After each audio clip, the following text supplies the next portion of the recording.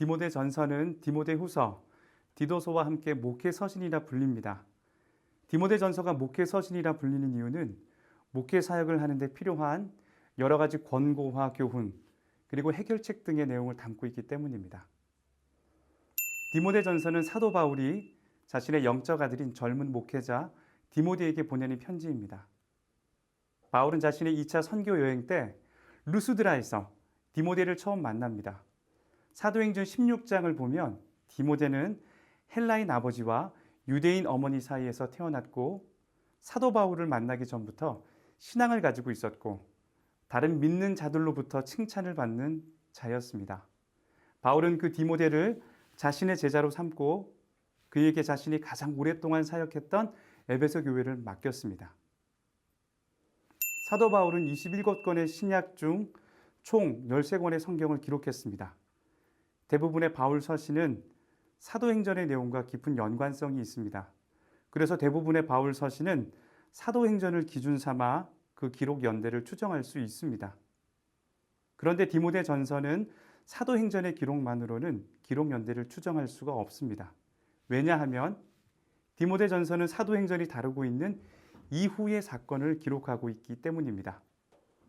초대교회 교부인 로마의 클레멘트는 주후 65년에 사도 바울이 서쪽 끝 스페인까지 갔었다고 말하고 있고 유대인 역사학자 유세비우스는 사도 바울이 로마 감옥에 풀려나 사역하다가 다시 2차로 감금되어 주후 68년에 순교했다고 기록하고 있습니다. 이것을 기준으로 볼 때 디모데 전서는 주후 62년에서 66년 사이에 쓰였을 것으로 추정할 수 있습니다. 당시 디모데가 사역하고 있는 에베소는 영적으로 매우 타락한 곳이었습니다. 그곳은 당시 아뎀이라고 불리는 여신을 숭배하는 거대한 신전이 있었고 도시에는 신전 창기들이 넘쳐났습니다. 또 헬라 철학을 기반으로 한 다양한 기독교 이단들이 서서히 일어나고 있었습니다.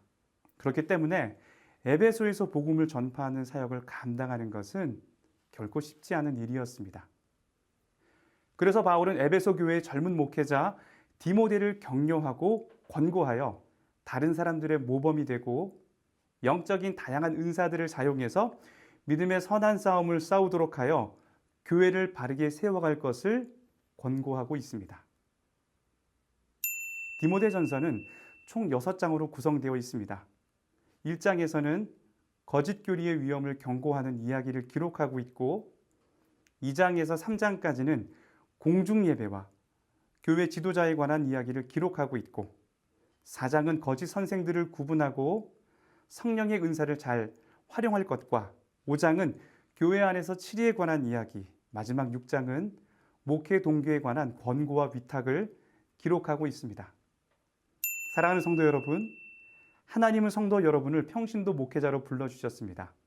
각자의 자리에서 디모데처럼 믿음의 선한 싸움에서 승리하시는 성도님들이 되시기를 축복합니다.